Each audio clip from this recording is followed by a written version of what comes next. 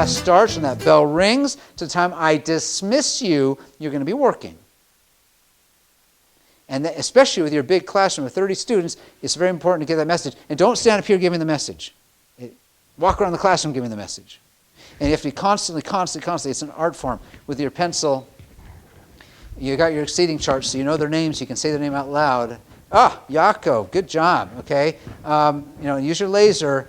I can even use the laser on your paper, and say, this looks very. I don't see enough writing over here. I'd like to see some more writing there, right?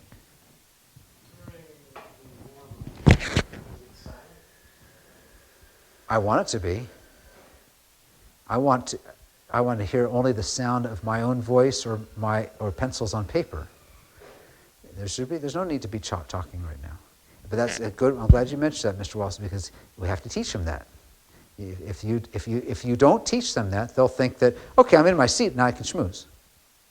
But you have some talking. For example, what about a kid who comes without his pencil? What's he supposed to do? Now, you want them to be accountable, but these are kids, these are children, and some of them can't hang on to a pencil. For the life of them, they can't hang on to a pencil. And this is a real problem. How do we hold them accountable if they're really not able to? That bar is too high for some students, even if he's 10th grade or 9th grade. Believe it or not, you're asking him to do something he literally cannot do. Like, he'll fail constantly. So I have a couple suggestions on how to deal with that, to help them be accountable. Okay? Number one, I told you I have a lot of presents for you. I haven't started really. So everybody here, I got you a kit. Unfortunately, I only ordered 3 of these boxes. Everyone gets all the materials. This year, the boxes, every year they change the size. They're actually a little too small anyway. They're kind of stuffed full. But I recommend every teacher has their own supply kit you carry with you, maybe in a little roller bag or in your briefcase or whatever. If they provide you with a cabinet to store it in, have a supply kit of basics. So I have in here some pencils, paper clips, a calculator, some sticky pads, glue. If a kid doesn't have a pencil, I personally give him a pencil. It's like one of those battles I just don't want to have. Like everything else, if he doesn't have his notebook or his textbook, that's different. That I expect it. But pencils can get lost so easily or broken. Like he lent it to a friend, he didn't get it back. So as a battle, I don't want to have. I'm not saying you should follow my lead. You can require him to have a pencil. There's nothing wrong with that. But pencils, in fact, a couple years ago, I'm giving you 4 pencils today. A few years ago, I gave every teacher a huge box of pencils. It seemed to be too many. So if you want more, I'll get you more. I've got a budget for it. But I got you scissors in here, a ruler. Kind of cool kit, right? Now, this is a little too small, but it fits better in a briefcase. So you're going to get this kit from everyone gets the materials. So I recommend a pencil. But there's another way. So that deals with the pencil issue, perhaps. I put in here also, since we're on the topic. Believe it or not, I found that stickers of some sort, some that say good job, and work for high school students as well as they do for elementary schools. It surprised me. I did it as an experiment. I thought the high school students would think it's silly. You got to be careful. You don't want to overuse them. But I wouldn't use them every day. But occasionally, if you pull out stickers like a smiley or something on something they did, they like it. It makes them feel good. And they kind of have fun with it. And especially on a quiz or something. All the stuff you can get at the Family Dollar. Here's a new idea I had. I have not tested this out yet, but you can try it. These are Family Dollar for like $1. These are little googly eyes. So I thought, one of you might be daring enough to try this. Instead of a sticker, especially teaching certain kids, you give them a googly eye and you make up a phrase like, there's 2 different sizes here. There's small and medium. So like for someone who worked hard, you give them a little eye. And if someone worked a little harder that day, give them a medium eye. And you save the big eyes for like incredibly hard work. Not for getting an A, because that might be a function of intelligence, and that's not level playing field. For effort, I would save these. I would say I starts with the letter E, right? I spell I, E-Y-E, right? So E, and effort starts with E. I mean, you can link it to effort. It's a suggestion. Kids actually, even high school students, kind of like this kind of thing. You're making the classroom a little more playful. Not to use them every day, but you put it on, you stick it into his, everyone's got their composition book, right? So you put the sticker on their page. You walk by and you put a sticker on there, or put an I on there and say, what's this I all about? You explain. I for effort, right? And then everyone gets a tiny little I. Try to make sure everyone gets an I once in a while. And once in a while you give a medium-sized I. And then really rarely you give out a giant I, like they're going to show off to their friends. An I for effort. I love this idea. I hope you'll try it. It cost me like $1 at the Family Dollar store. Another way of helping accountability is using, I put in your kit sticky notes. You can use sticky notes for what I'm about to say, or you can use index cards. Who's teaching math? Math, okay. There's a couple math teachers.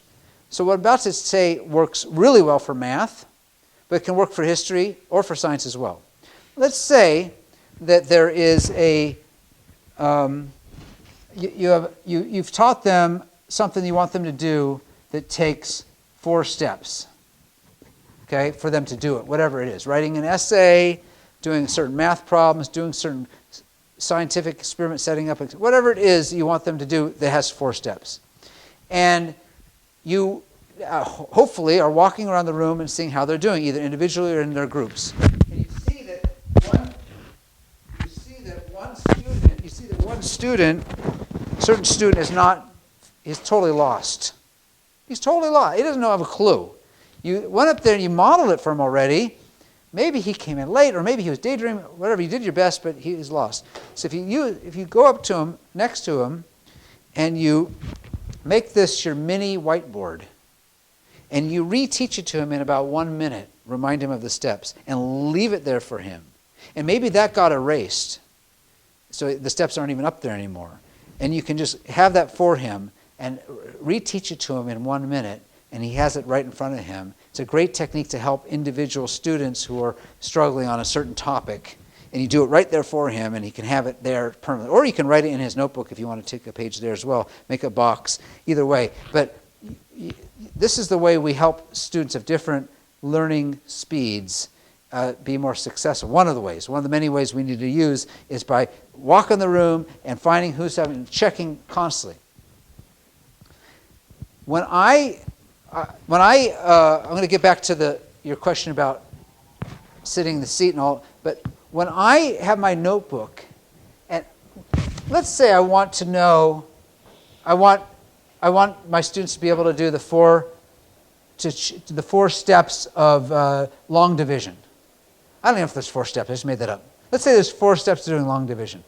That's today's objective. Students will be able to do the 4 steps of long division. Okay?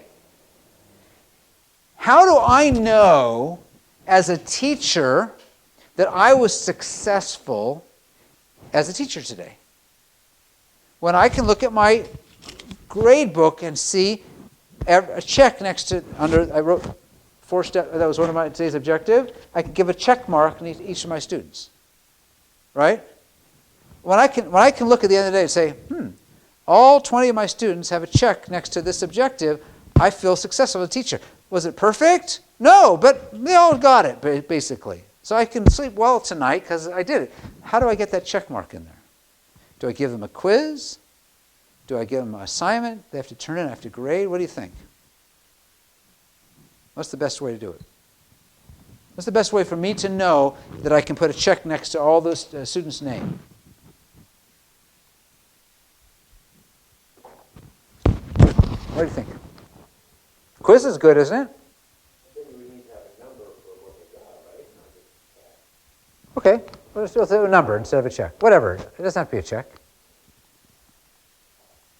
Is the quiz the best way to do it?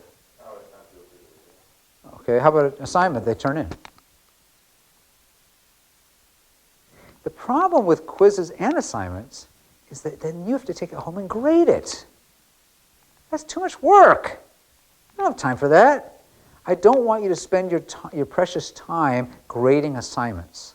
I want you to spend your precious time planning the next lesson to be exciting, engaging, interesting. To avoid having to grade assignments for everybody in this room, unless you're teaching, essay writing and you literally have to grade it, you have to read it. I want you to get in the habit of grading as you walk the room. Maybe grading is the wrong word, assessing. I should be able to look at your math paper as you're doing the assignment and in seconds know whether or not you're basically getting or not getting it. I should be able to give you a check, a half a check, a 50, 100. This is not a grade that's going to affect necessarily your grade. It's going to tell me whether or not you're getting it. Does that make sense?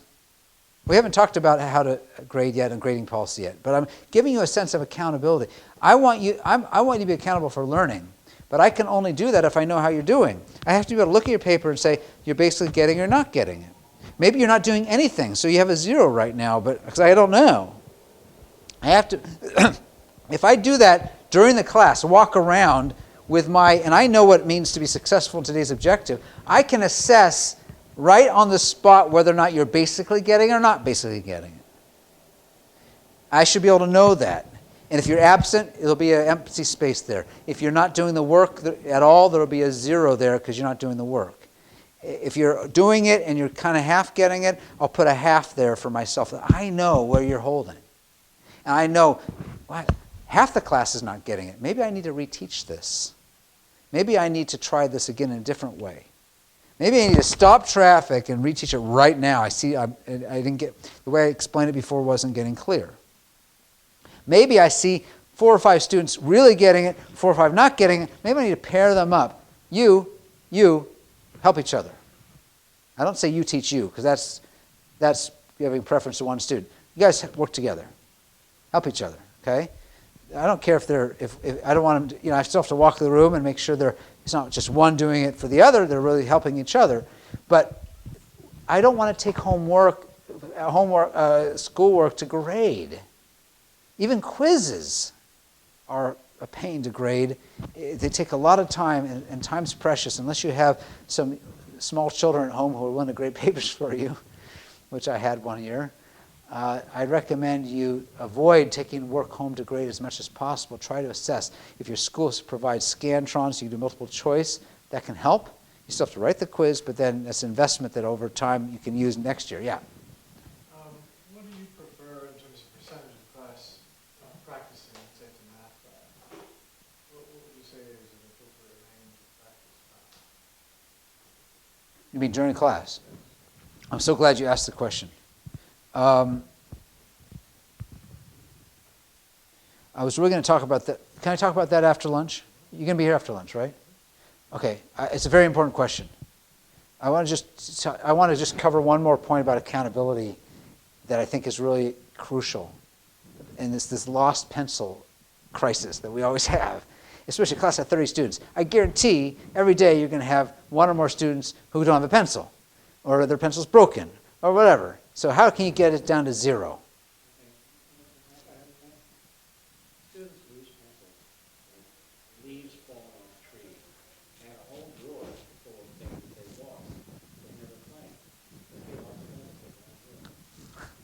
pencils. Everything. Unfortunately, where you're teaching this year, they're not going to give you a drawer. I'm not sure that it's going to be possible. You can have a box you can schlep with you. I don't know. That's a great idea. That could work. But here's another way of thinking about accountability. This was proposed. This series is by the Wongs. There's another series, and I gave a couple copies to this school 3 years ago or 4 years ago. They should be in the office somewhere. I need to ask. They still have them by Fred Jones. They should have him there. So Fred Jones has this idea, this suggestion, which I think is wonderful. You should try it. But again, you have to do this. You don't have to actually teach them this the first day. But the first week, you should try this. Let me find my eraser. Okay. Fred Jones says like this. The problem with grades The problem with grades is, two problems with grades. One, most kids don't care about them. In middle school, for sure not. High school, some do. Most don't. In your class, they don't care about them. And second of all, even those who do care about them, they're so far in the future. You're talking about the end of the semester, the end of the year. It's not immediate enough of a consequence to hold me as an adolescent accountable. It's too abstract. I need something more immediate. I'm not talking about food.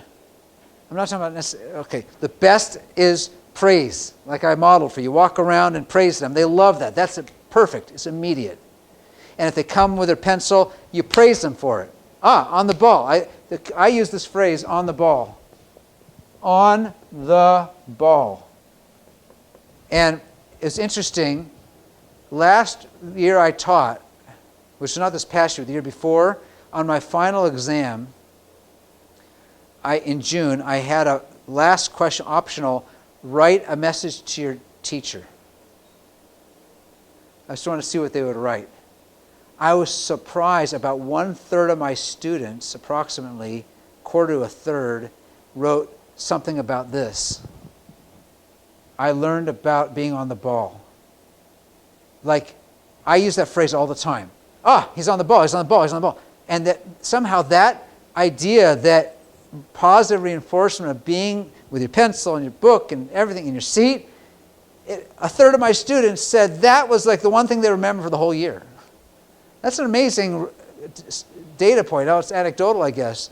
But I would highly recommend you use this daily positive reinforcement as the best accountability system. That said, you're still going to have some students who don't come with a pencil, and you want to try to cut that to zero. So all that said, here's Fred Jones' system. He calls his system PAT. Some people call it FAT. Not sure which is the better term. PAT stands for preferred activity time, and FAT stands for fun activity time. Notice how it's not free. I like FAT because it allows me to say not free. I can emphasize F stands for fun, not free. It's not recess. I'm not dismissing you early. You're going to earn FAT. Here's how you earn FAT. One of the big mistakes many teachers make, as you may have known, because you may have done this and I may have done this, we all have made mistakes, is collective punishment.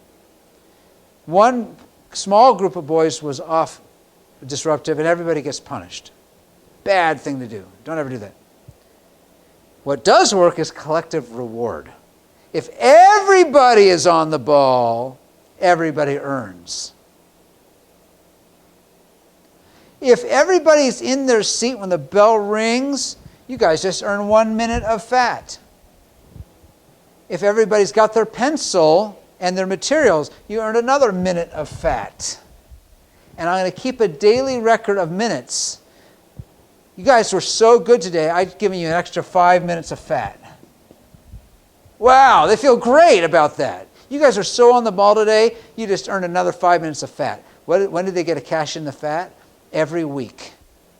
The last day of the week. If your last day of instruction is Friday, every Friday. If it's Thursday, it's every Thursday. Well, how do they cash in the FAT? Well, how long is a period on Friday? Do you know how long your Friday or your Thursday, whatever? Is it a full period?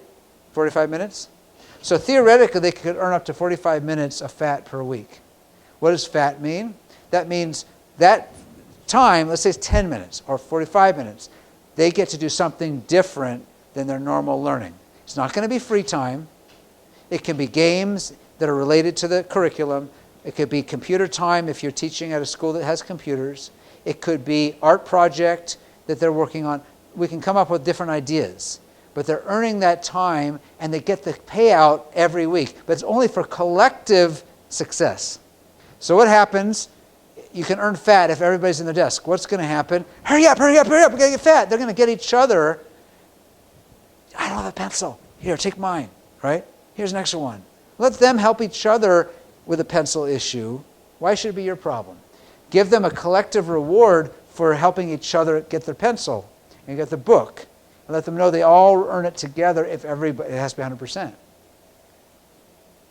You shouldn't have to even think about it. If you want to have a box of pencils, fine, but you shouldn't have to tell them. To get it, you can tell them one time, here's the box, here's your pencils. I don't want to have to remind you. I want to be able to walk around the room and see everybody with a pencil in your hand. If I see everybody has a pencil in their hand, guess what? You earn more fat. Now you have to think of what the fat's going to be. Again, I don't recommend just free time. It should be something interesting. I was at as I said, Family Dollar yesterday shopping for this, and I found they have books of Sudoku and crossword puzzles, and you can go to these cheap things. They're not expensive, and you can have, if I can get the computer working, I have some things I can show you can do, some fun things with that you can, like quiz game sort of things you can do with the overhead and have everybody participate. There's a number of things you can do that I would classify as fat. It's different than simply instruction and learning and routine, but it's somehow it's a little looser, but it's related to the curriculum in some way. So it's not simply a recess. Now it could be you go out, if you're a science teacher, or even a math teacher, even a history teacher, you could find an excuse to take the class outside, not for recess. Anytime you can go outside and count blades of grass or whatever it is for your curriculum, make it fun. When I was teaching at TI once, I took my science class to the gym, and we did an experiment about shooting basketballs. Okay, we did an investigation. How does height affect your ability to make free throws? And we had a whole data table, and we all kept records, and we all got to shoot free throws. And we made it. It was a fun activity that was related, but it wasn't that important, but it was science related, and so we got to move our bodies and get in the gym and so on during class time. What do you think? Now, fat, I would recommend, you don't necessarily have to introduce, if you want to try it, don't necessarily do it the first day, but maybe by the second day. Maybe the first day, if you have time, when you go through your routines.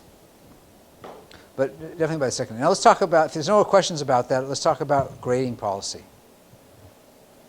How to grade. And they all want to know this. Even though they don't really care about the grades, some of them, they still want to know.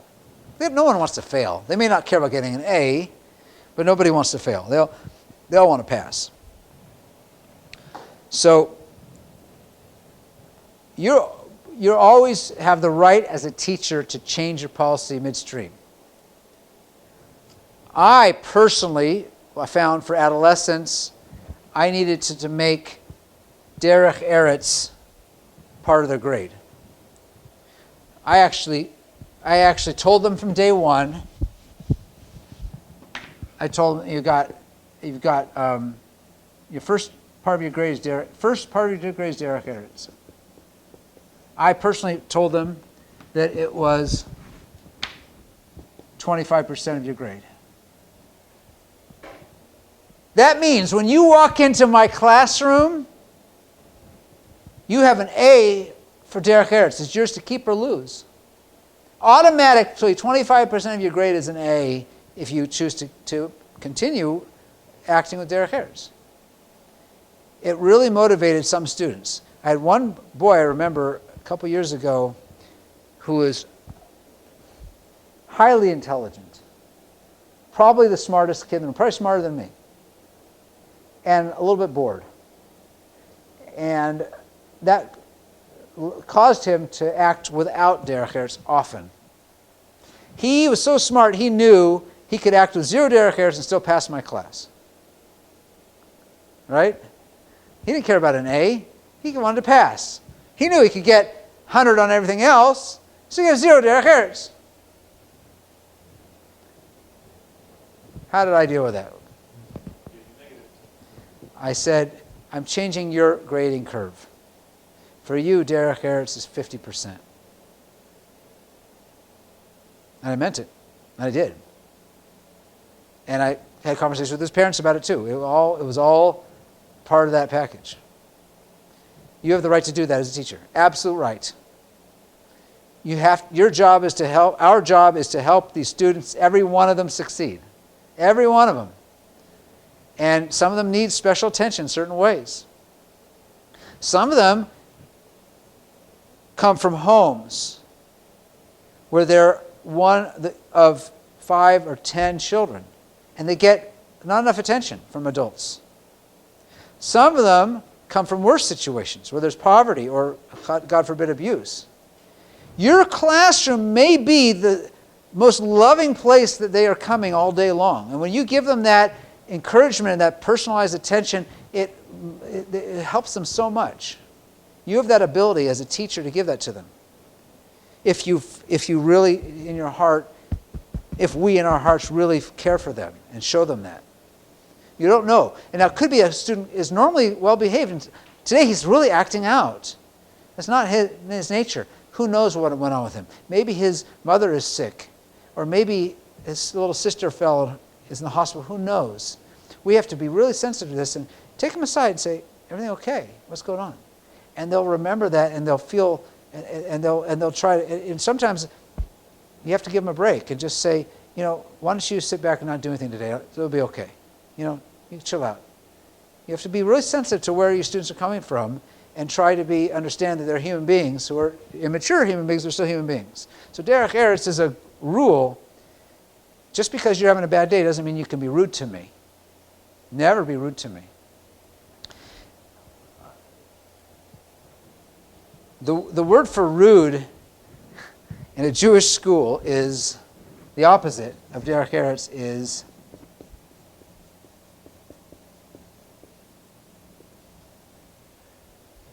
I will teach them this when I teach them about derech eretz. Notice how I'm putting on the board? It's on their paper that I'm having them sign too. But I'm going to explain to them. Derech eretz is being on time, being prepared, doing what you're asked to do, right? Being polite. When something becomes chutzpah, it's zero tolerance. I don't look the other way. It's not like you can't allow chutzpah. Chutzpah is like Justice Brandeis said about pornography. It's like when you see it. It's like you can't define it always clear. Chutzpah is chutzpah. Chutzpah is when the kid's trying to be rude. When he's trying to be mean or rude to you. You label it, that's chutzpah. One warning. Second time, he's out of there immediately. Don't let him stay in your classroom you can give him one warning. Label it. Be really stern. Put on your mean look. That's chutzpah. Don't let it happen again.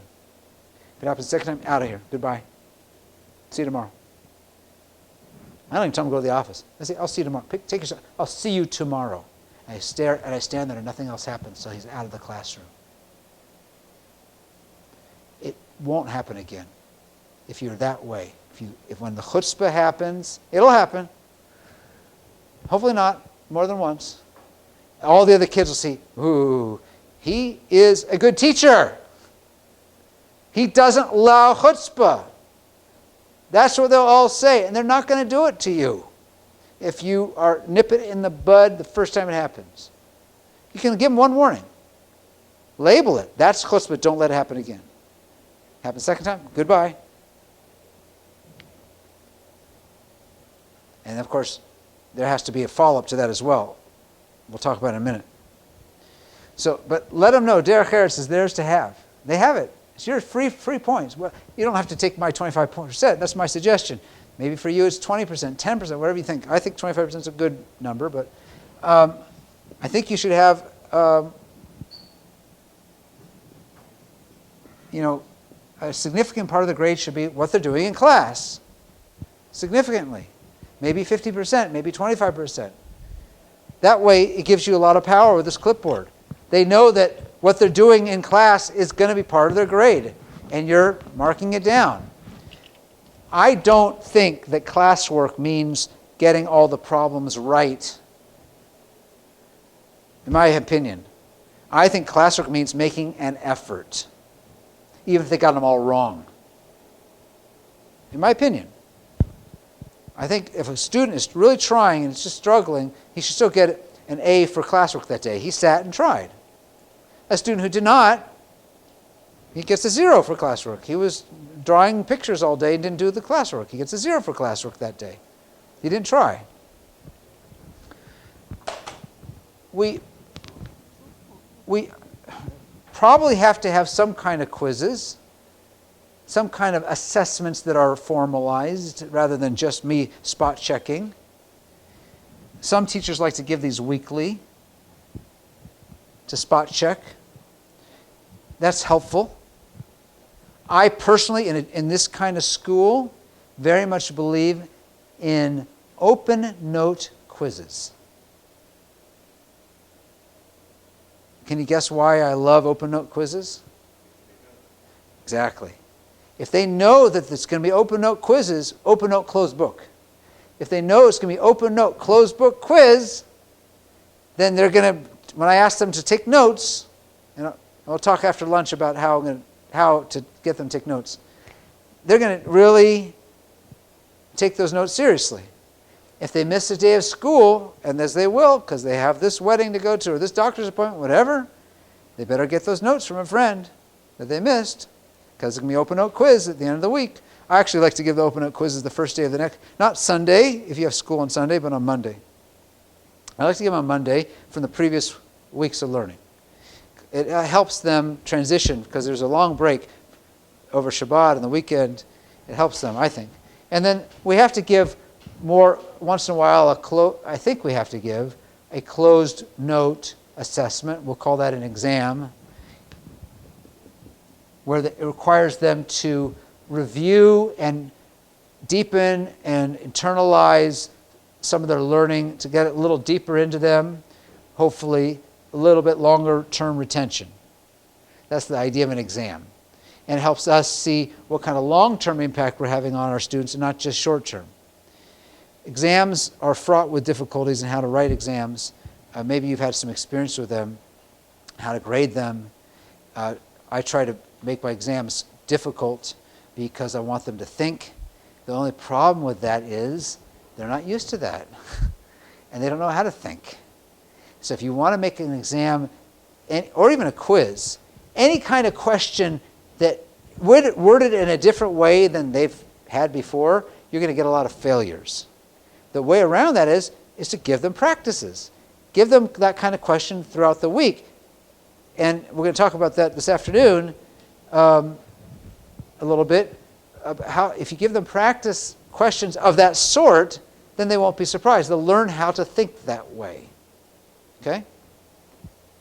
So that's, whatever you decide to do, put it in writing, have them explain it to them. Feel free to adjust the percentages later if you choose to, you need to. Maybe halfway through the year you feel like you need to raise this or lower this or whatever. That's fine. You can do that. But have it clear to them so they know. And then the last part of accountability, in my opinion, is how we engage the parents in being our partners in this. I already mentioned emailing the parents. Vital practice, in my opinion, is that the parents hear from you hear from us, positive things about their child before they heard anything negative. You don't want that first phone call or that first email to be something negative about their son. You want the first phone call to be something positive, so that any subsequent phone call, the context is, your son's a good kid, I like your son. We have this little problem today. This is a huge investment the first week of school. I personally would recommend this. There's a lot of time, especially if you have a lot of students. You have a list of the class. They always, if they don't give you the email, they at least give you the phone number. You call every single parent on that list. If you're teaching at the Mesivta or here in the high school, you have students from out of town. Your best scenario is where you don't get them on the phone, you get their voicemail. Because then you can leave a message and hang up. You don't have to talk for a long time. The message should be like this. Hello, this is Rabbi Seinfeld. I am Yeshua's physics teacher this year. I just want you to know I love your son. He's a great kid, and I'm looking forward to having a great year with him. I'm sending you an email with some information about myself from the class. I appreciate you just hitting reply so I know you got it. And feel free to be in touch with me for any reason. Here's my phone number and here's my email. Call every single parent the first week of school, after the first day, with that message. And you'll have parents who are excited to be your partner in whatever something does come up. If it does, they're going to be on your side. They'll be on your side anyway, most parents, but their natural parental instinct is to take their child's defense. You know, And you want it to be the opposite. You want them to be 100% supportive of you and helping you help that child. If for some reason you cannot get all the parents on the phone, then do the email. I would do the email also, as I mentioned to you before. But that first week, dear so-and-so, and customize it. Dear Mr. and Mrs. Don't make it a blanket to all parents. Dear Rabbi Mrs., dear Mr. and Mrs., you don't have to put the child's name in there. That's too much work. You can copy and paste. Just put, I am your son's teacher, right? The only thing you have to customize is the greeting. The rest just paste it in there and send it off, and keep yourself a little checklist in your grade book that just take the time to check off a little column that you made the phone call, you sent the email. That way you won't lose track of what you did. It'll pay off. It's a worth investment in that. Some parents have told me that I was the only teacher who ever did that in their son's school. That's terrible. Every teacher should do it. It makes a big impact on the students too. They know you're in touch with the parents. If you have to say to him, after class, if this repeats itself, I'm going to have to call your parents. He knows you mean it because you already called them once. Hopefully you can resolve it without having to call the parents. You don't have to go there, but you might have to.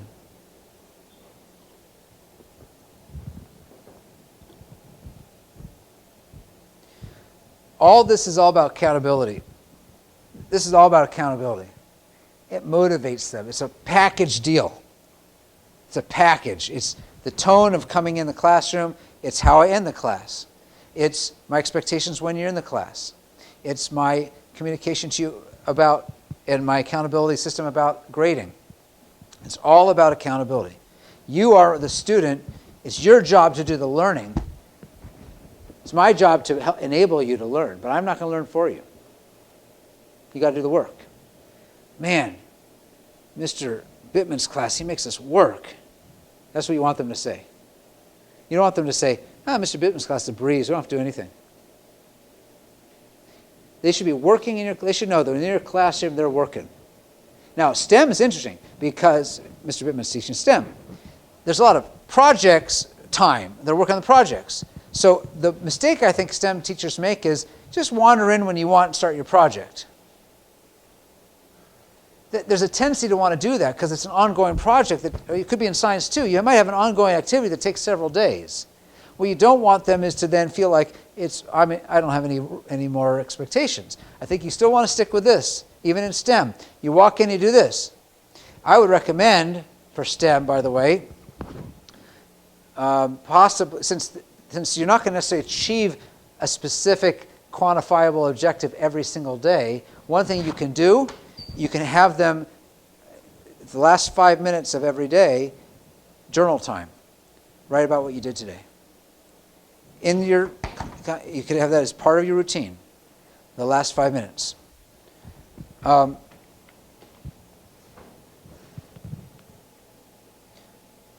We'll talk more about that after lunch a little bit with this journal time. But the journaling is good for any class. You can do this in science too, if you need to. Someone teaching language arts? Nobody? So most people think that journaling is only for language arts. It works amazing. It's an amazing thing for any subject. It's a great warm-up. You have to teach them what journaling means. It could be that certain days you want them to journal. It could be that's their warm-up. Journal and give them a question.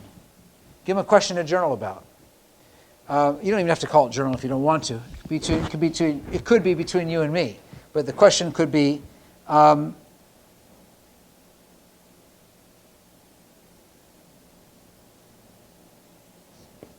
physics teacher, have you ever experienced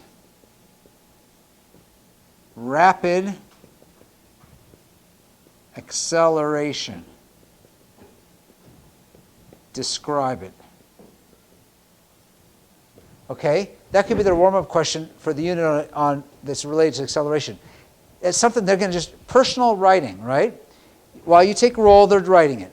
then you ask them to share some answers. And they enjoy that. They enjoy sharing the answers. And that allows you to transition into the lesson.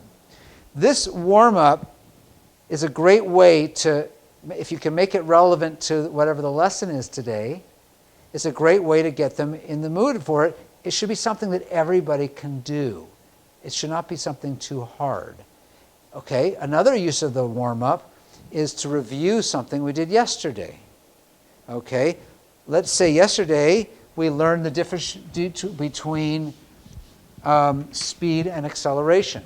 So you can write compare and contrast. How about speed versus what? Not acceleration, but velocity. Okay? They should all be able to know this from yesterday. This is a way of forcing them to review it so we can get into the next part of it today. Or, I just graded an exam and I saw that everybody got this wrong. I need to reteach it. So I'm going to say,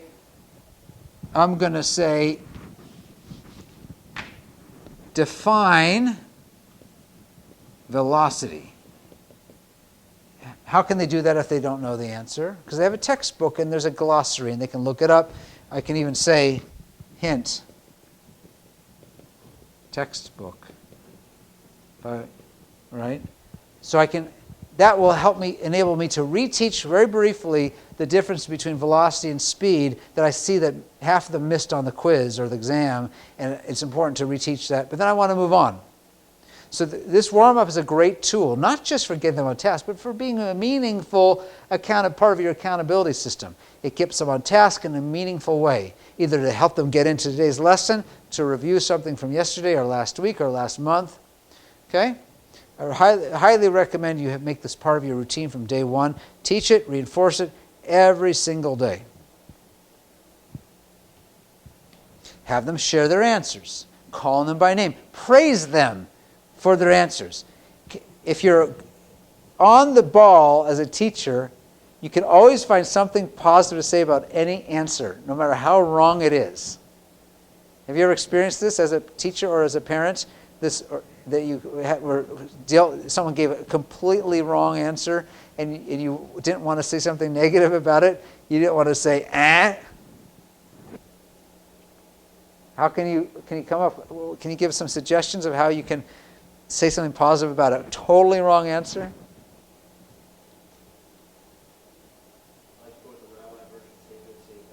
Say it again. Say good, say better. Say good, say better. He's saying good. Can anyone add to that? Or how about this one? Alan, that was a very good answer. Call on someone to add to that. Why did I ask him to call on someone to add to that? Why don't I do it? You ever seen a teacher do this? One of my techniques I learned from my public school teaching. Similar to the FAT system. The idea is to give the students as much accountability as possible. Just like I don't want to grade papers, I don't want to work so hard in the classroom. I should be calling on you. You can call on somebody. Why should I call? Anything you can get the students to do, why should I erase the board? Or let you erase the board. Anything you can get students to do, let them do it. Do you think kids hate erasing the board or love erasing the board? Certain ones love it. You know why? Because they're doing something. They're not just sitting there. Anytime you can give them something to do, you're going to find a lot of them want to do it, rather than just sitting there listening to you talk all the time.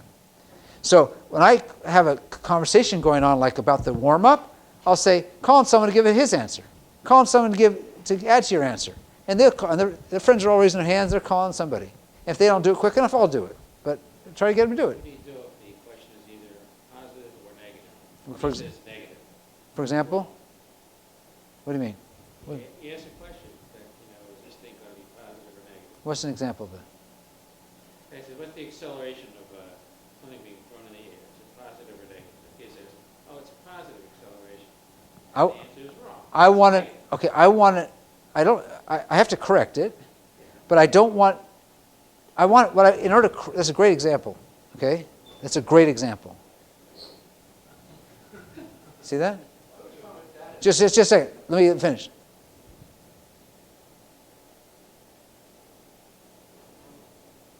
I appreciate you giving the answer.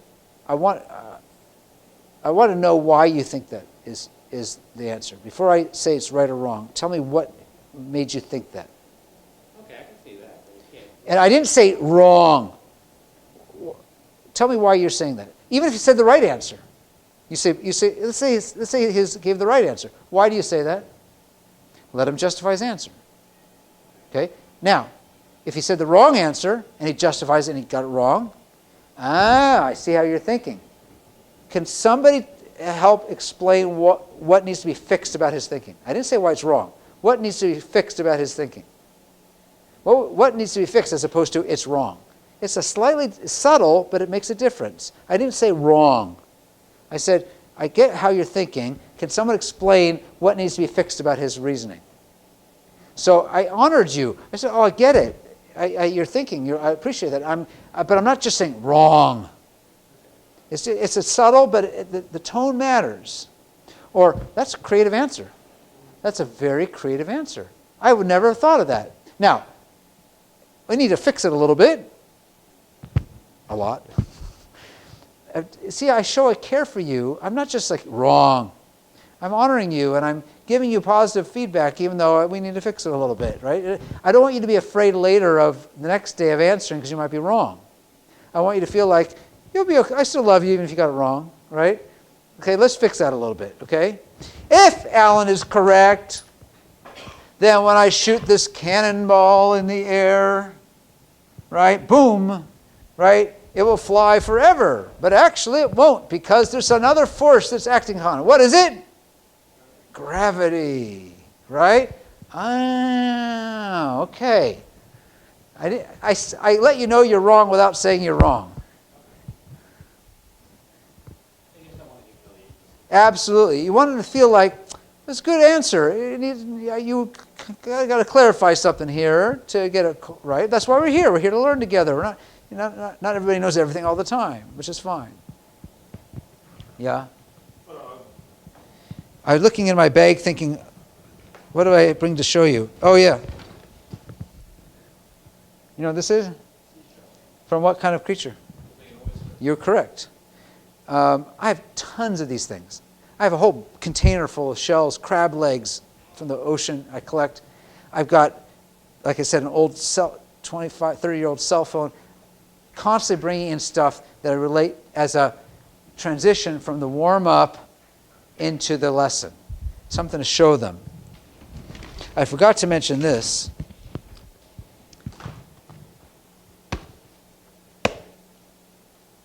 This needs to be part of your classroom policy or procedure. What do you do about the cold and flu season? Kids need to blow their nose.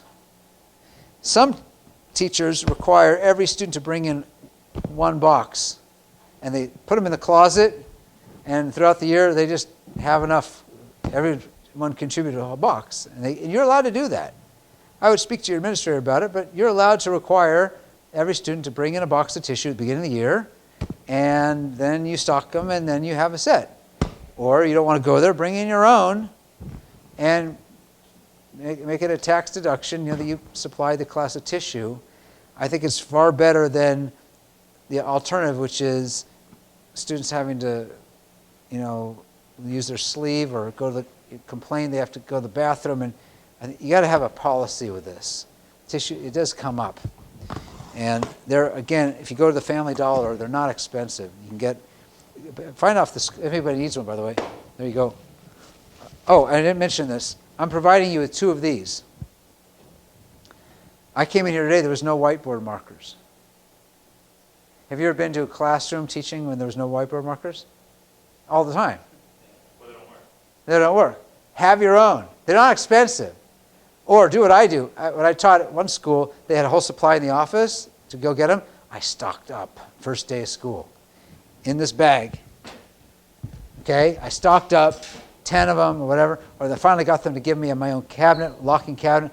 Lots of them in there. You never want to be without them. You got to always have them. Keep one in each pocket. You got to have these things. And have the dark colors, the blues, the blacks, the bright reds. Forget the yellows and the oranges. They can't see them anyway. Do use multiple colors as much as you can. Another part of your procedure, by the way, I forgot to mention this. I'd recommend putting this on your list. You put it in your notes. Tell your students what your policy is about teacher's desk. Tell them your policy. Don't assume that they know that part of Derech Eretz is don't touch anything on the teacher's desk without permission. You have to tell them that. I wish you didn't have to, but it's worth it to make that an example. You see something on the teacher's desk that looks interesting, especially if you're a science teacher, and you're going to be bringing in interesting things. Part of Derech Eretz is you don't touch things that don't belong to you without permission. And here's a line I sometimes use. I'm sorry to have to tell you something that most of you learned in first grade. Or you should have all learned in first grade. You don't touch something that's not yours without permission. And that includes anything of mine. As tempting as it may be when I bring in something interesting, like these pebbles or whatever, you don't touch it without permission. That's a lack of Derech Eretz. That's where you get a 0 for Derech Eretz for that day. Don't go there. Make sure that's clear to them. That policy you have. Because boys, if you've got them a good routine and they're coming in and they're getting to their seat, they're going to have a little chance for that anyway. Where teachers fail at this is where the boys wander in, here's the teacher sitting down, the boys are coming in and they're talking and they're walking around the room, and finally the bell rings and the teacher says, okay guys, let's get started. You just lost the class. They're controlling the classroom, not you. They have to know that they don't do that. They walk in, they sit down. That's what they do. They only do that if on day 1 you have taught it, modeled it, practiced it, reinforced it. Day 2, the same thing. It's the only way it'll work. You can't, once the horse is out of the barn, you can't get it back in. You got to do it day 1, day 2. That's just the reality. I have taken over classrooms for teachers who quit mid-year more than once, more than twice. Like November, they call me in. December, would you take over this class? I've done that. I've tried so hard to get such routines in place. I can't do it. If I wasn't there as day 1, that class has its own culture that already developed. That's probably why the teacher quit. And they'll behave very different for one teacher than for another teacher. How is that possible? How is it possible that you could be having kids who are being rowdy and the principal walks in and suddenly they're respectful? How does that happen?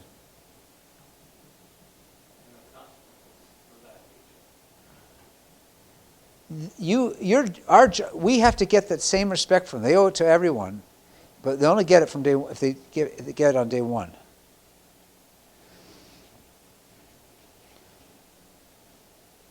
It's very helpful to know who their morning rabbi is. And I highly encourage you to be in touch with that rabbi via phone or email or whatever it takes if there's any issue with any student that's more than a small issue, any real big problem. I personally would, if I was the principal, I would tell the students, if you don't behave in the afternoon the way you do in the morning, don't come back to school. I don't know if you can get your administrators to enforce such a rule, but their behavior needs to be, their derech eretz is part of Torah. So if they're lacking derech eretz, there's something lacking in their Torah. And the Rebbe can be your partner in that, but only if you communicate with him. If you communicate with him, I'm having trouble with the student, here's how he's acting, what can you do about it? He'll do something about it. They all will, I know they will. They can't do it if they don't know.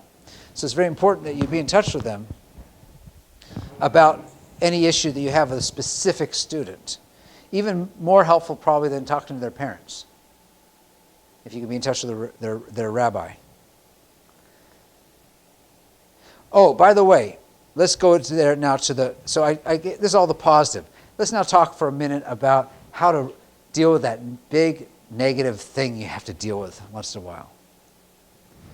Okay? I'm talking about where you've tried to correct it. You've used your best skills. You took the student aside after class and said, are we going to fix this together, or do we have to bump this up to a higher authority? And the student says, I'm not going to fix nothing. You know, whatever. You got some real problem that you can't. You've done your best to deal with it, and you can't. And you got 30 students, and he's disrupting the class every day, and there's nothing you can do about it. So you got to send that email. I'm happy to send you one of my old ones. You can just rewrite it. I spent once an hour writing one of these emails, a personal email. Here's what you have to do. Dear parents, I like your son. He's a good kid. He's got a whole paragraph about how good he is. I need to, sadly, because of this, he's such a good kid, I have to tell you what happened today. Describe, like an eyewitness account, exactly what happened, step by step. I said this, he said that. Right? Just don't embellish, just describe what happened. And then say, because of this, and here's what I've tried to do, it hasn't worked. I'd like to ask that either, he not come back to my classroom until it's fixed. And then make sure you CC, not BCC, your principal. So the parents see the principal's in the loop, and you have a paper record. Don't bother with a phone call. Email. You have a track. You have a recording that you did this and you dealt with it the best you could. It has helped me many times to do this. I get immediately an email back from the parents. Oh, we're so sorry. We're going to deal with this. This won't happen again. They're very grateful for that. But make sure I think you should do it this way. Positive paragraph about how much I like your son. He's a good kid. Here's step by step what happened, what I did about it. Here's what he did. And please I don't want him back in my classroom until this is fixed. I can't help me. He's so disruptive. This only happens when they're disrupting other people's learning, right? If it's just between him and you, then you can give him a consequence, sit him in the corner or something. But if it's really disrupting the learning, you can't have him in the classroom. You can't have him there. And you have to say so. I can't have him in the classroom until this is fixed. And hopefully it won't happen to you, but it might. And so that's the way I deal with it. Just wondering, like when you say I can't have him in my classroom, what if your administrator is like, well, we don't have anywhere else to put him? You have my cell phone number? Yes, If that happens, you call me. okay. I'll go to bat for you. If it's not okay. It's like I'm your teachers union, okay? There are certain red lines we have as teachers. We cannot have certain students with certain behaviors in the classroom until the behavior is corrected. Period. It's not okay. So send them home. Expel them, but can't be in my classroom.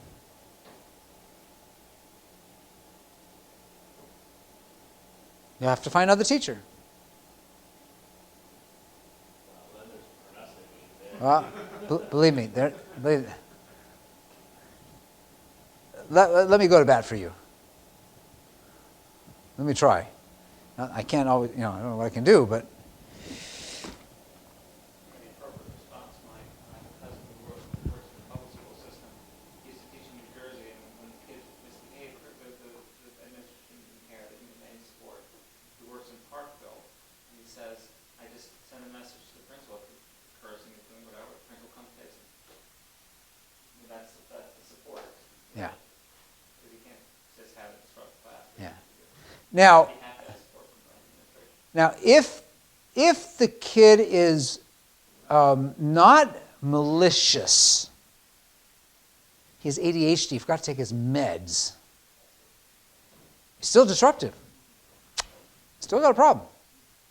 But then you'll get support, that will help. okay, but how do you deal with it? Meaning, you still have a problem. I have a disruption. I have to deal with it. He's stopping others from learning. He's standing on his desk and singing or whatever he's doing. You got to deal with it. You can't let that go on. You have a whole class to teach. You have a whole lesson plan, and here you got a kid who's stopping you from doing it.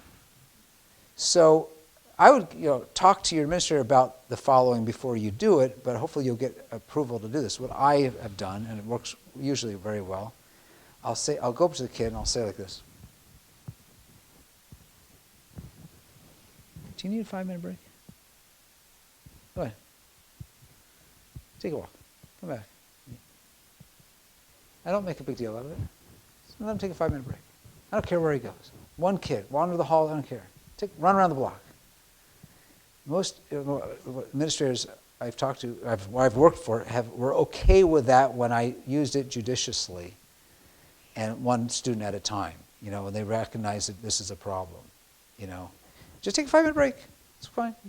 Sometimes kids need that. They're just sitting on a desk all day, right? And they get antsy. And it's like, take a 5-minute break. It's okay. Take a walk. And they'll come back. If they abuse it, you have to deal with that too. You say, I say 5 minutes, I mean 5 minutes. Hello, now you have a Derek Ayers problem. Yeah, I gave you 5 minutes. But usually they'll come back in 5 or 10 minutes and they'll feel, yeah. You have to, each kid's individual. They'll respect you for it, appreciate you. They know they got a problem. They know they're antsy. Or if it's not so bad, just give them a job to do. Can you please take this to the office for me? Find something for them to do. Will you run this to the office for me? How are you supposed to get to the material? He? That's a good question. I've run into patients where they have one pillar, and they give it to them this morning. Where's all this about when they get to you? They're not going to give them. When I was practicing, I had patients.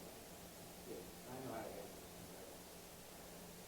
But in the classroom, I cannot imagine doing. I had one kid need to so-and-so. He would run down the hall, leap into the chair, open his mouth, do his work in 5 seconds. This time we just jump out and run and do every single time as happy as time. Can't do that at test. That's how James jumped into the gap. Yeah. If you have, most kids, they can handle it. What they cannot handle, all kids, is us just talking and talking and talking and talking and talking. They can't handle that. They need to be doing stuff. A busy child is a well-behaved child. Get them busy doing stuff. I asked you on your survey, on your pre-survey, okay, I didn't read these yet. An ideal classroom, how much is the teacher talking? So most of you put a low score, meaning a low percentage. And because you're experienced teachers, you know that the more you do this, the less they're going to be engaged. If we can minimize our talking, get them doing right away when they walk in the classroom, every single step. I talk for a minute, so I'll give you. Well, this is really coming for next after lunch. How are we doing on time? It's 11:30. We could jump ahead. We can even finish early today if you want. We'll go into this a little bit. I'll give you an example. Remember, they have to have a notebook in my classroom or a composition book, and they have to have stuff on it all the time. And I'm constantly walking there to make sure they're putting stuff on there. So now, I'm teaching a lesson. Let's say my lesson is about Derek Ayers. Okay? Here's a great tech. You want them constantly doing. You want very little time where they're just sitting back and doing nothing. So I'll model this for you. Would everybody please turn to a blank page in your notebook, please? Turn to a blank page in your notebook, please. Oh, Bark's on the ball. Good. Where's your pen? Oh, yep, on the ball. Okay, I just walked the classroom. Took me about 10 seconds. Where's your notebook? I didn't give you one. This whole time you hear, Mr. Wallace, you didn't have your notebook? I'm so sorry. I feel I've neglected you. I feel terrible. Please forgive me. Will you please turn to a blank page there? Okay. I want you to draw a line. I want you to draw a line across the page. Oh, no one's doing it yet. Oh, one person doing it. What? Where? Right, sort of the top, near the top. Good job. Okay, good job. Okay, okay. Everyone, I want you to number 1 through 3, please. Okay, I'm walking the classroom. I give them enough to do that I can walk around the whole classroom. Praise, praise, praise, praise, praise. Good job, good job, good job. 1, 2, 3. Excellent. 1, 2, 3. Okay. Whew. Okay. Under the first, on top of the line, I want you to write the word accountability. Okay. Walk classroom. Are you doing it? Good. You're writing it. Excellent. Excellent. Excellent. Okay. Now I pull out my laser pointer, which is always in my pocket. It's not right now. Where's my laser pointer? Okay. Baruch, may I pick on you for a second? Baruch, how many numbers do we? What do we number to on our paper? Excellent. Way to go, Baruch. You're paying attention. How'd you feel when I said that? Yeah. See, constantly praising every little thing. You find an excuse to praise your students. They'll love being in your classroom when you find every excuse you can to praise them. Every excuse you can, no matter what. You know, I love the way by the way, you numbered your paper so clearly. I mean that. Okay, use my laser, highlight, and then, okay, next to number 1, I would like you to please write a word that to you it means accountability. That, in your opinion, is something that someone has to have accountability. Oh, that's a good word. What do you got? Oh, that's excellent. Oh, interesting. Oh, that's unique. What did you put? Wow, it's amazing that 3 of you are obviously cut from the same mold. 3 of you wrote responsibility, which is a great word. Anyone have someone write something different? Who wrote something different? What did you write? Honest. Honest or honesty. Good. Who had something different? I think Wallace? You also had something. Someone had something not, there's an honest. Oh, Dr. Allen, what did you write? Integrity. Okay, good. Notice how you're doing, like very little talk. I'm trying to minimize my talking. And even when I have to talk, I break up my talking with something for you to do in little chunks. So there's very little opportunity for you to get distracted. I could have sat there and said, okay, told you the whole thing first. First, I want everybody to write accountability and number your paper and write something. I could give all those instructions. I lost half of you. Instead of doing it that way, I chunked it in such tiny little chunks, and I kept praising you, walking the room the whole time, so you didn't have time to get distracted too much, because I kept you on the ball by walking around, and here, this guy's distracted. I'm not seeing anything on your paper, Alan. What's going on? I don't know. What am I supposed to be doing? I'm not sure. Maybe there's a clue up there. You know? And then I will move on quickly, because I'm the shepherd and you're my sheep, and I got to keep the flock in check before they wander off, right, into the wilderness.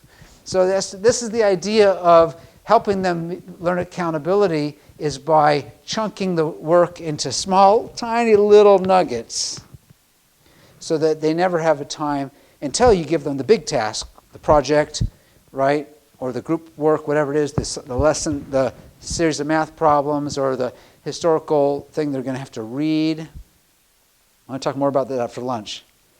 How to do that. But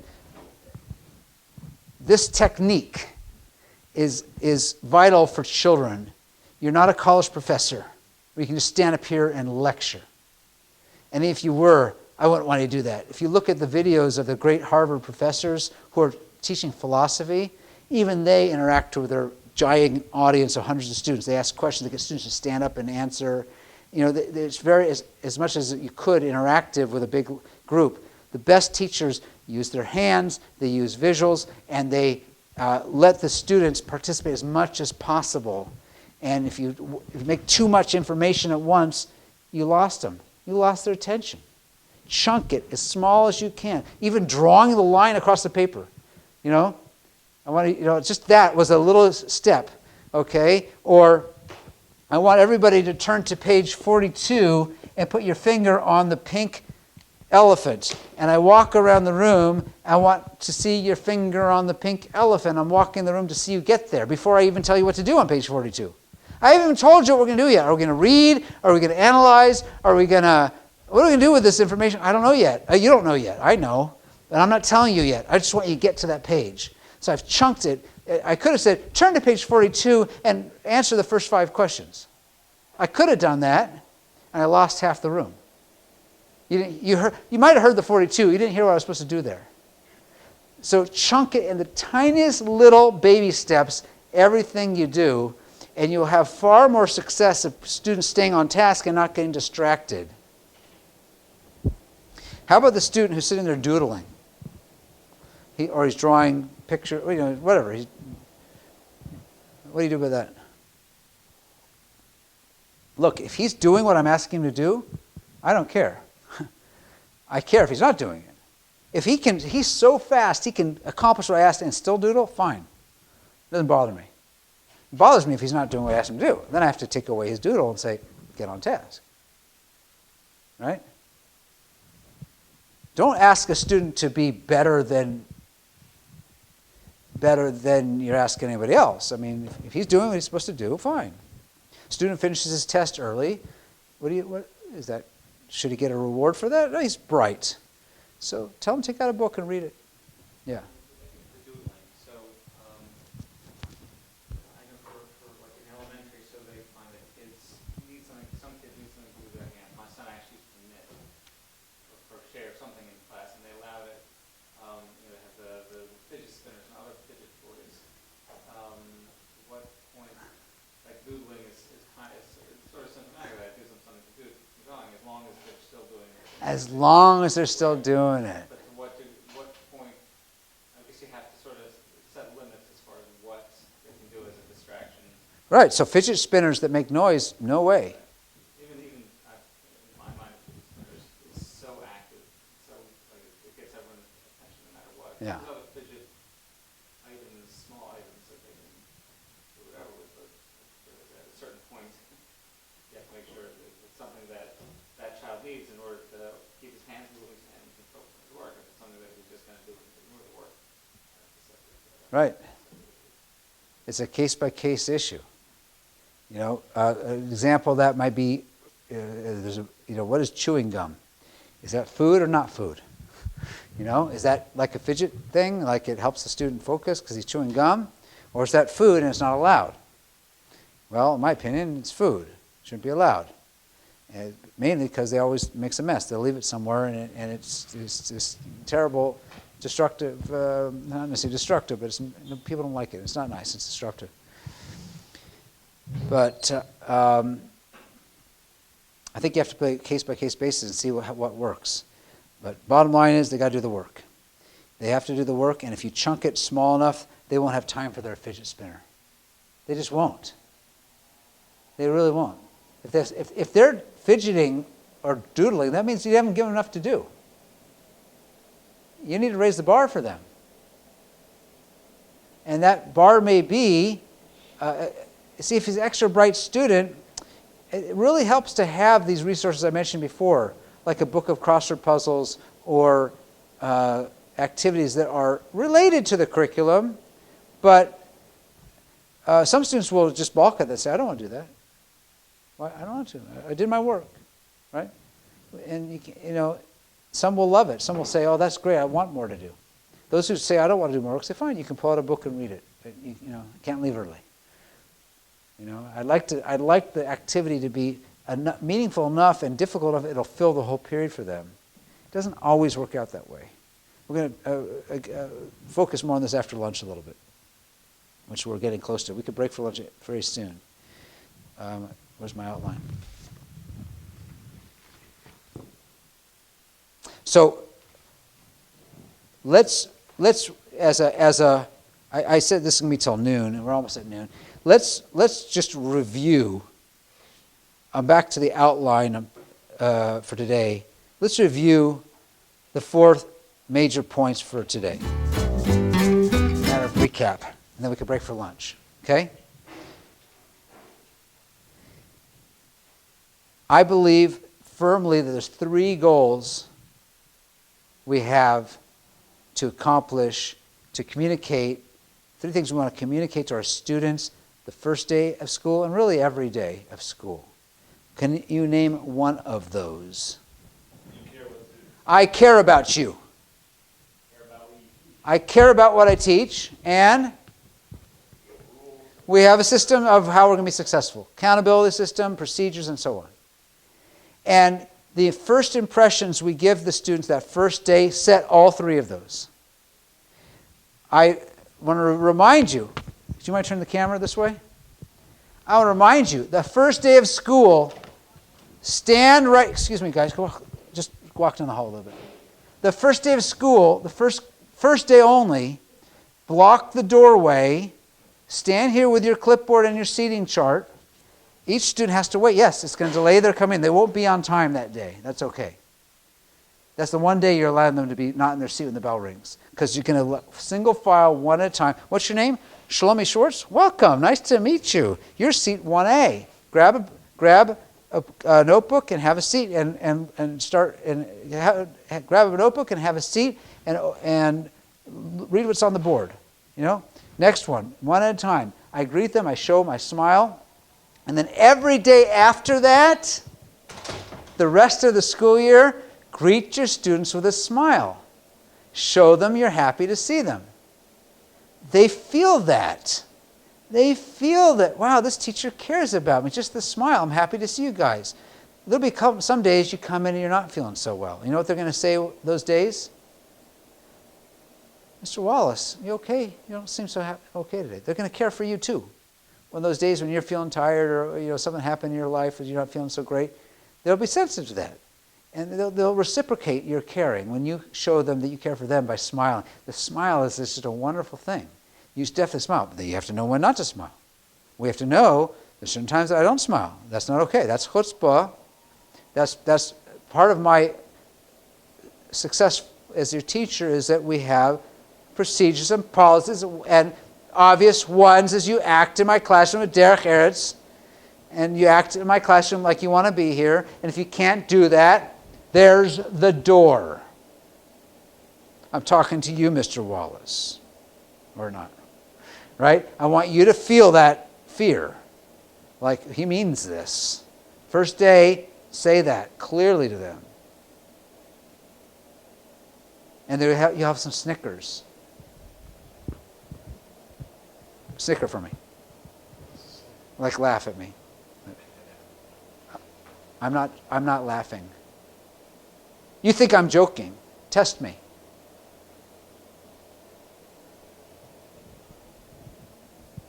I'm good at that, right? You have to know how to put on that mean face when it comes to derech eretz and chutzpah. Only that. Everything else should be smiles and positive. But that derech eretz chutzpah, the first day, make it crystal clear. Someone's going to snicker in the back. Excuse me. You got your seating chart. You know his name. Mr. Smith. No, you don't shout. Oh, the AC's too loud?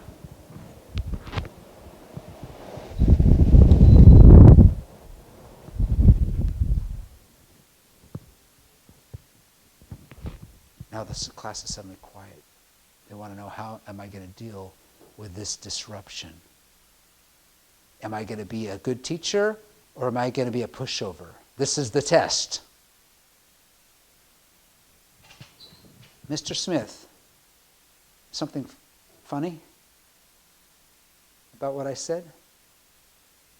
If you want to laugh and make a joke out of my class, there's the door. What's it going to be? You going to be with me or against me? Okay. He'll be silent. He won't answer. And you'll say, then you immediately jump to your positive message. I am here because I believe in the beauties of the world, the wonders of history. the beauty of science and mathematics, whatever it is, and if you don't want to learn about that beauty, there's the door.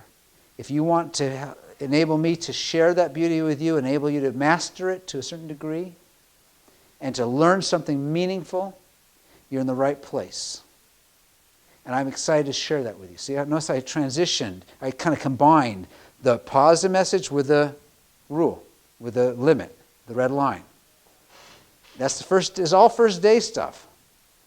You might have to reinforce it second week, October, November, once in a while.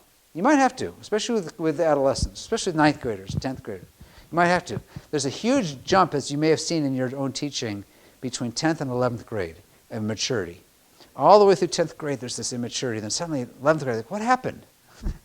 How did it happen that they went from so immature to so mature? It's amazing. And I've noticed this both in public schools and in private schools, the same leap from 10th to 11th grade. I have no explanation for it. Maybe it's hormonal. I don't know what it is. So those 3 goals and the first impressions matter so much. And then letting your student, I'm just going through the recap here, telling our students, here's what it takes to be successful in this classroom. Here's the procedures we're going to have, both daily procedures like the writing down your objective, your warm-up, as well being in your seat on time, etc. Here's the definition of all that. Plus my grading policy. All these things are all part of the procedures. Bathroom policy, tissue policy, all these things. Let them know that you're an organized teacher and you've thought about these things and you're a professional teacher and this is not chaotic. I have an ordered classroom here. That doesn't mean you're not allowed to change the rules later. Yes, you're right. But the fact is you've thought about it. You've come up with a set of classroom procedures that this is the way it's going to be starting right now. And if you don't like that, I'm happy to discuss it with you, but I'm not happy for you not to follow the procedures. We can have a discussion. It doesn't mean I'll change. It's not, oh, we don't like that. It doesn't matter. It's not democracy. This is my classroom. If you don't like it, there's the door. This is how we run it. And the final thing is when we hold our students accountable, it motivates them. It really does. It's a surprising way. They can't feel that the rules are burdensome or too hard. You don't want the bar to be too high for them. There's the magic of teaching is finding. And for some students, I had a student one year who had some kind of learning disability. I don't know what it was. He seemed to do fine in his Torah learning. But came to English, he literally couldn't write. He couldn't write an answer. He couldn't. I couldn't read it. I know what to do. He's going to fail. But it turned out that if I quizzed him orally, he knew all the answers. So guess what I did? I quizzed him orally. I gave him his grade based on oral quiz. I didn't even bother making him write the answers because he couldn't. So that was what I had to do for that one student. After banging my head against the wall long, I realized he needs something different. And he was learning to a passing level. He was. But he was not able to communicate in writing, and I wasn't able to fix that for him. He needed a super strong intervention outside the classroom, not from me. I had another student who was extremely bright. He could do anything you asked him to do, but you couldn't read his handwriting. He could write, but I couldn't read it. I don't think he could read it. I came up with, for him, I made up my own worksheet for him to learn better handwriting. He was always finishing before everybody anyway. He was fine doing it. He was a good kid. I made him do this.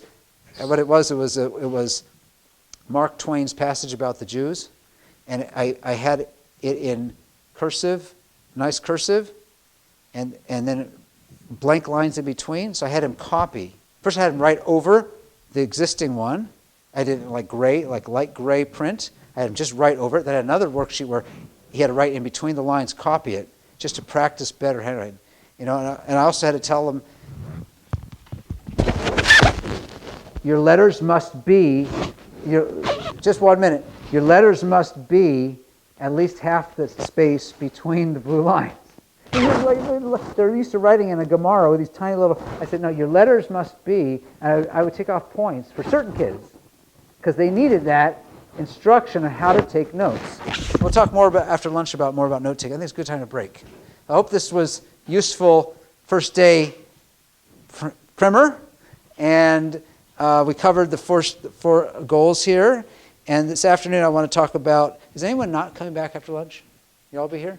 Great, okay. Sorry? Fine. So can we meet in half hours? Is enough lunch break? 12:30? The faster we start again, the faster we end. Okay.